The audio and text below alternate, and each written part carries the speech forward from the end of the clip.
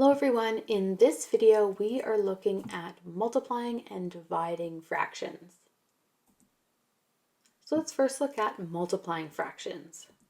So when we are adding and subtracting fractions or comparing fractions, we have to make sure we find a common denominator because we want to know that the pieces are the same size. But when we're multiplying and dividing, you end up changing the size of the pieces. It affects the bottom number of the fraction. And so you do not need to find a common denominator. But I'm going to show you what happens if you do. So here I have two multiplication questions. If we approach this the same way we did adding and subtracting fractions, I would say that, there's a 4 and an 8 on the bottom, so I need to make it a common denominator. I'm going to take the 3/4 and make it into 6/8 by multiplying by 2, so that I have 6/8 times 5/8. I'm now going to multiply the top and the bottoms, and I get 30 out of 64.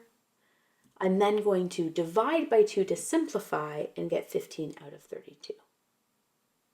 Okay, so I still get the correct answer if I find a common denominator, but you'll notice that whatever I multiplied by here, I end up having to divide back out. So you're basically just giving yourself a little bit more work than if you had just completed the multiplication question on its own.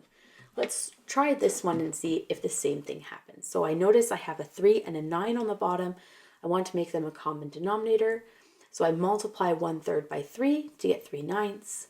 I multiply the top and the bottom, and then I end up having divide by 3 to simplify my answer.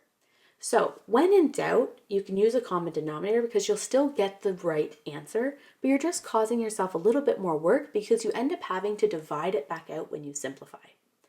So instead, when multiplying fractions, you can just multiply the top numbers, multiply the bottom numbers, and then do any simplification that you need.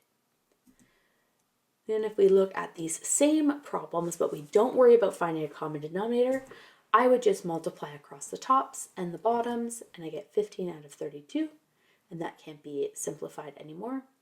For this next one, I'm going to do 1 times 1 and 3 times 9, and I get right to 127. So it's saved us a bit of work there. Again, you can use a calculator to multiply and divide fractions. You're using this button, or a button that looks very similar to this, in order to put fractions in on your calculator. So here are some multiplications for you to try. Some of them also include mixed numbers. You can either put the mixed number in on your calculator and solve it out, or if you're doing this just using paper and pencil, then you would want to convert the mixed numbers to improper fractions before you go through to multiply. So pause the video, try these out, and then start it up again when you're ready.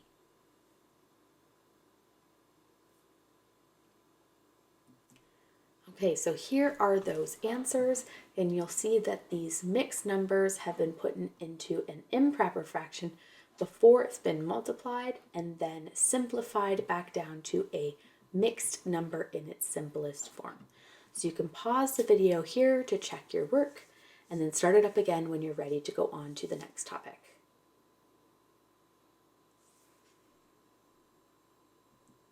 So let's look at dividing fractions.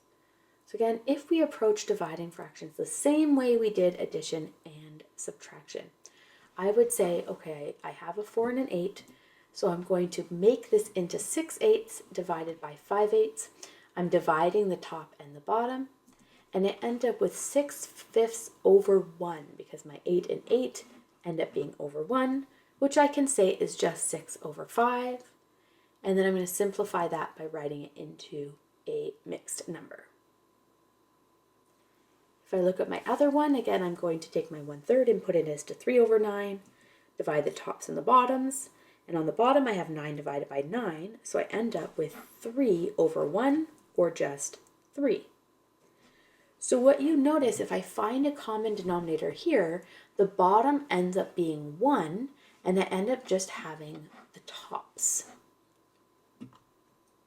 So instead of you finding a common denominator, what we can do is flip the second fraction upside down and multiply. Essentially what we're doing is multiplying by the reciprocal of the number and simplify. And again, this is because I end up having my common denominator cancel out to 1. And the easiest way to find a common denominator is by multiplying these together. So if I flip it upside down and multiply, then I end up kind of canceling out that process. So again, to divide fractions, you can flip that second fraction to create a reciprocal, and then you're going to multiply instead and simplify.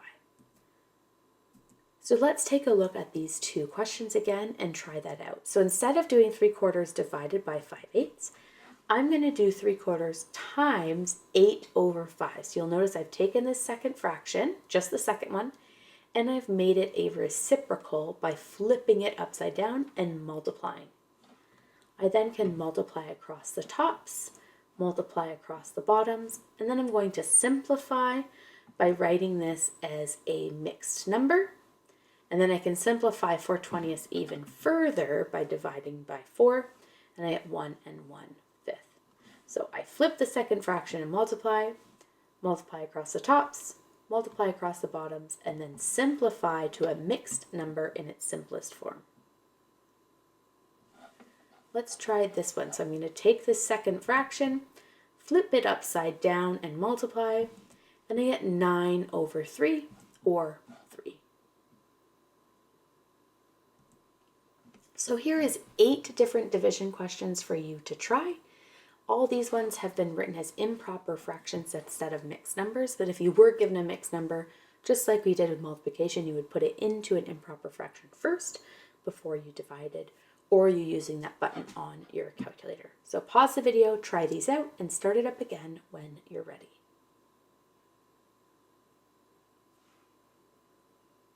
Okay, so here is the answers to those 8 questions.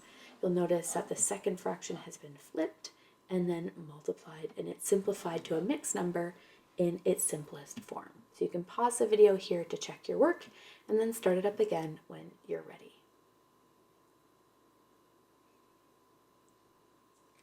Okay, so thinking over how you've done with multiplying and dividing fractions, if you are the sad face, meaning that you really don't understand this, then I suggest going back to my intro to fractions video and the adding and subtraction video before you jump into this one. If you are the thoughtful face, meaning you're sort of getting it, but you need some practice, you're going to find some more practice questions. And if you're the happy face, meaning I've got this, I understand, I still suggest doing a couple just to lock it in your brain before going on to the next.